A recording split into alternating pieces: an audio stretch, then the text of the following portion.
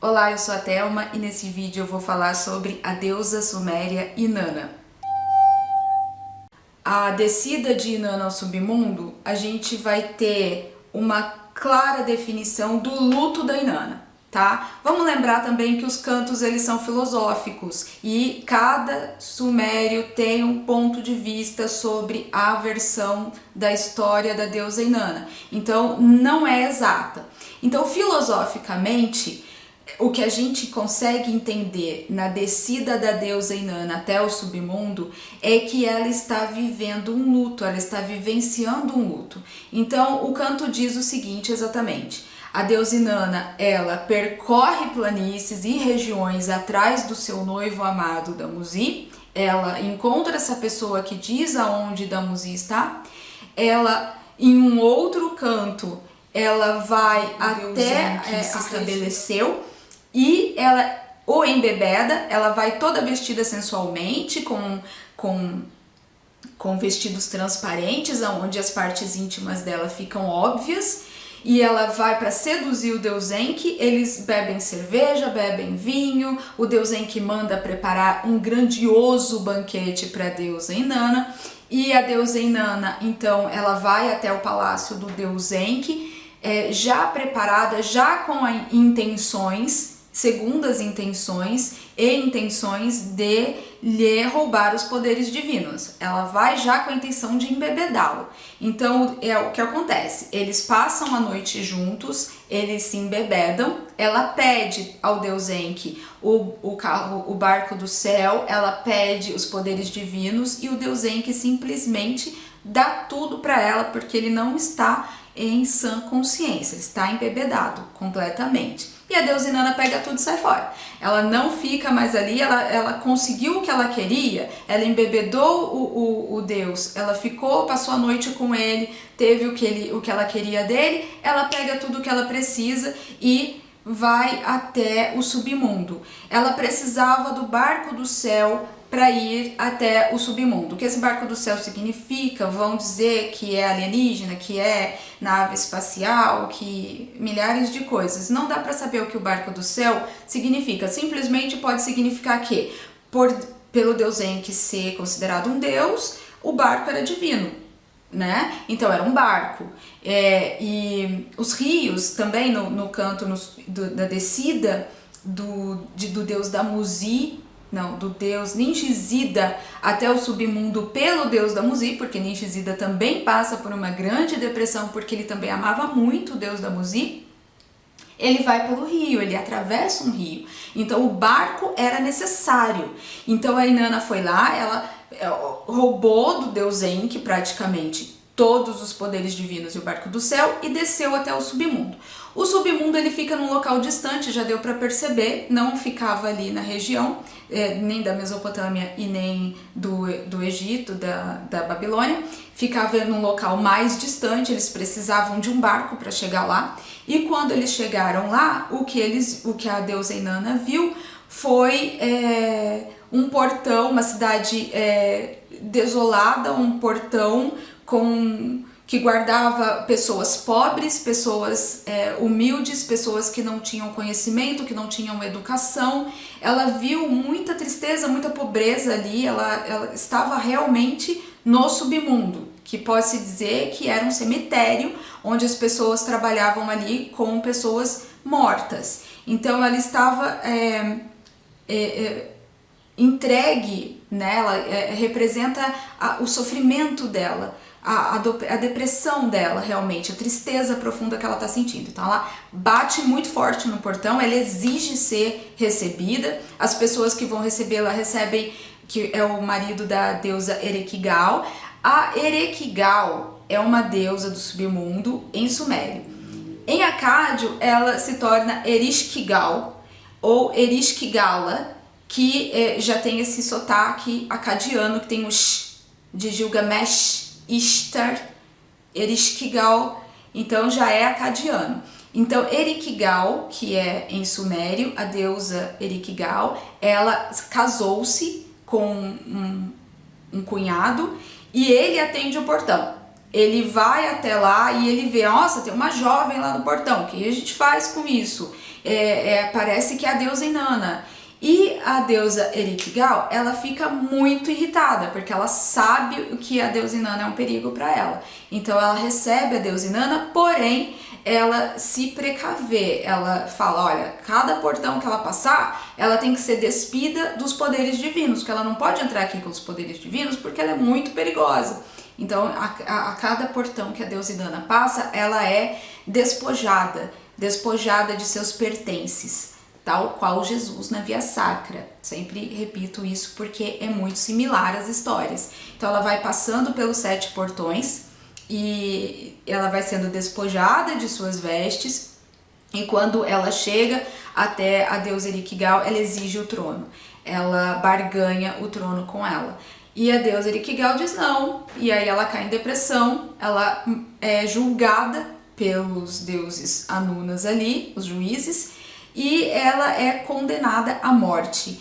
Condenada à morte, ela vai e fica pendurada num gancho por 3 dias.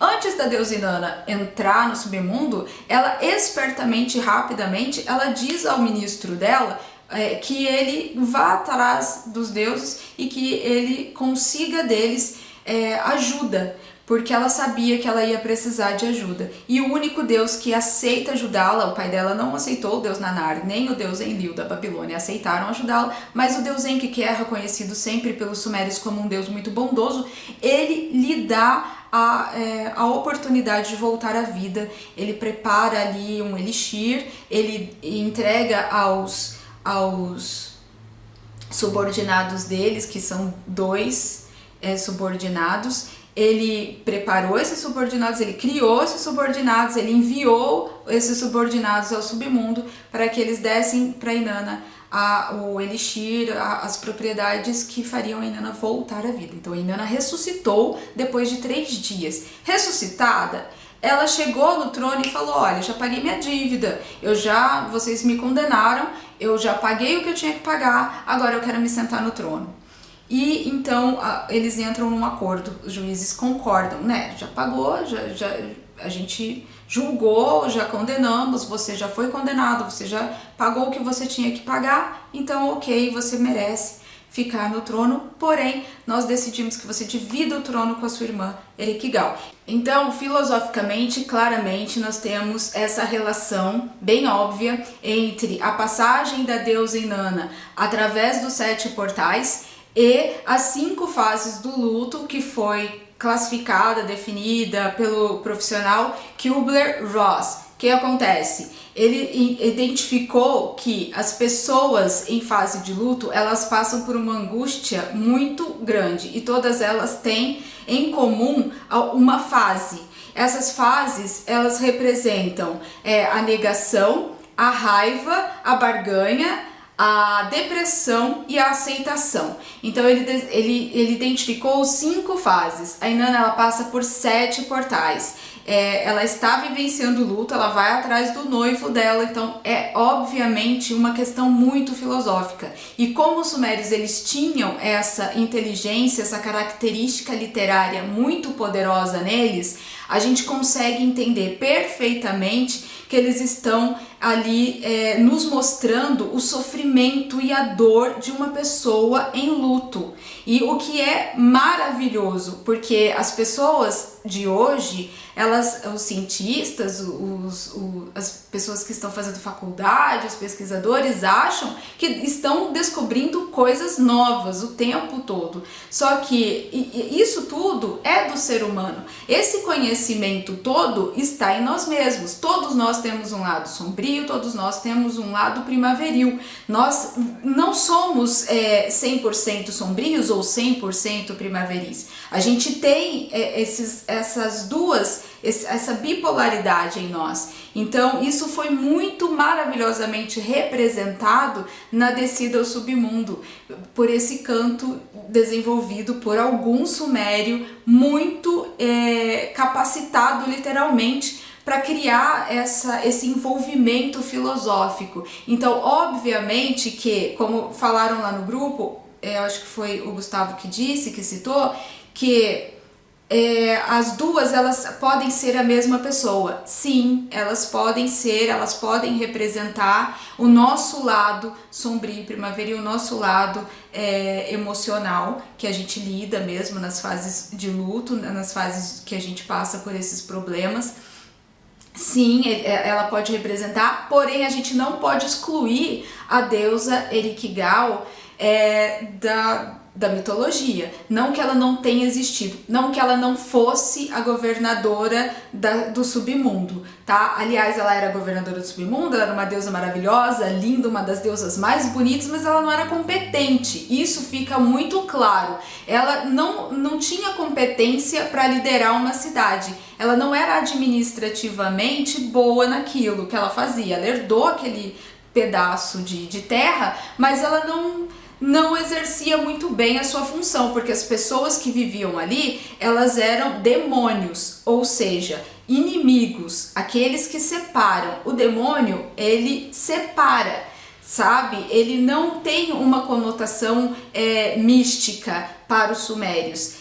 Aquele que separa a mãe do filho, a criança, que tira a criança do peito da mãe, aquele que separa a esposa do noivo, aquele que separa o pai da filha. Então, assim, eles são terríveis, vistos como pessoas terríveis, porque eles vivem ali naquela região do submundo que era onde os mortos eram enterrados. E a situação daquele povo é muito precária. A deusa Inanna, ela chega como um ar de esperança, porque quando ela assume o trono ali, ela leva para aquele povo mais instrução, ela leva a capacidade de libação.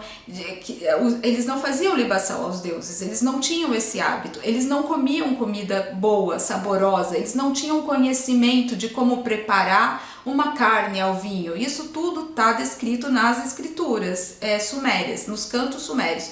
Eles não tinham isso, ou seja, ao declarar isso, quando alguém do povo sumério declara isso, ele está fazendo uma crítica clara e óbvia sobre uma cidade em situação precária.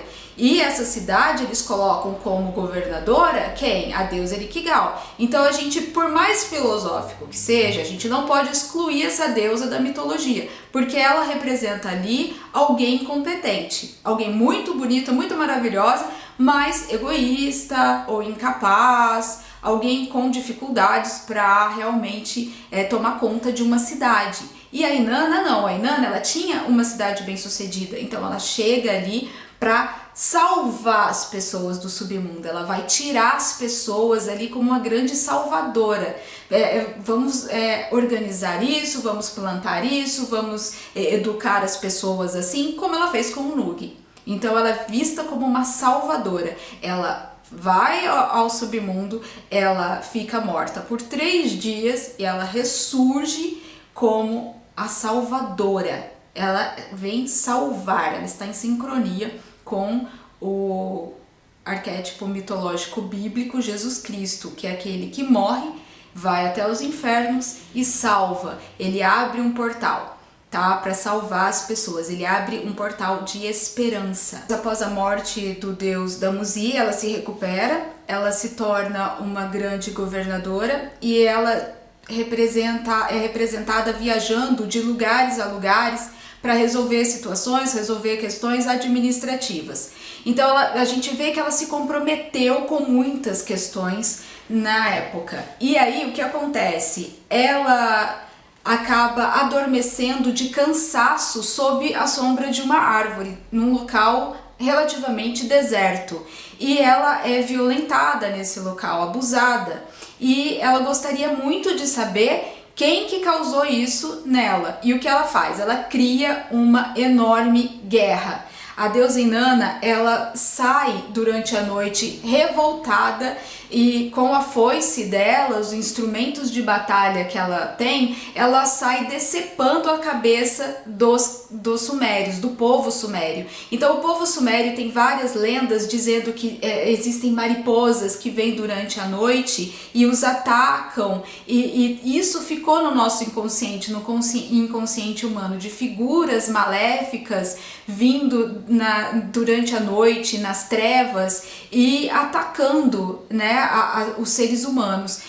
O que a deusa Inanna fez foi exatamente isso, e é descrita dessa maneira. Ela vem voando como uma mariposa durante a noite e ela desce para a cabeça das pessoas porque ela não sabe quem a violentou e ela está muito irada. Isso gera uma guerra que está descrita na Bíblia, que Deus até recomenda a Sargão que ele não se intrometa, porque essa não é uma guerra dele, que é para ele ficar só observando, que não é para ele agir em relação a essa guerra, porque essa guerra não diz respeito ao povo dele. E quem diz isso na versão suméria é o Deus Enki.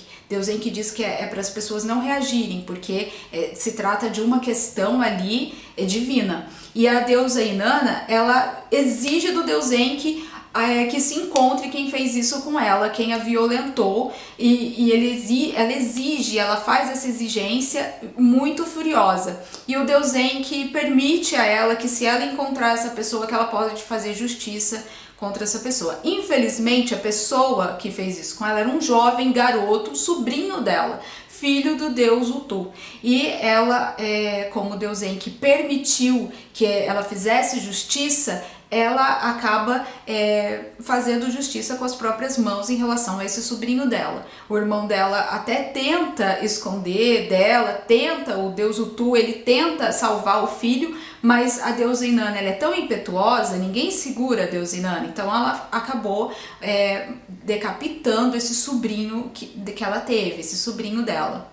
A violência sexual, o abuso, ele é constantemente condenado entre os deuses. Os deuses sempre condenam isso. Eles estavam num nível de sabedoria e de relacionamento que eles entendiam perfeitamente o quanto isso era agressivo, o quanto a violência sexual, o abuso sexual era agressivo às pessoas, a comunidade e pessoalmente, a integridade física de cada um. Então, entre eles, entre o povo, porque tudo que os deuses faziam, o povo imitava. E isso se tornou algo de extrema importância e condenável com a própria morte. Então a deusa Inanna,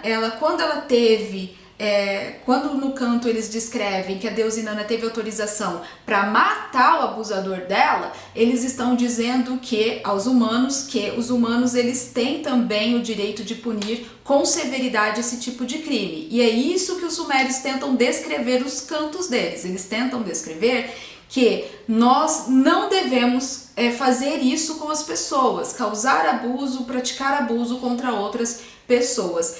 Zecharia Sitchin não quis comentar sobre esse detalhe do canto. Ele fez uma leve citação num dos livros dele sobre esse acontecimento, mas ele não esclareceu porque ele mesmo não se sentiu à vontade.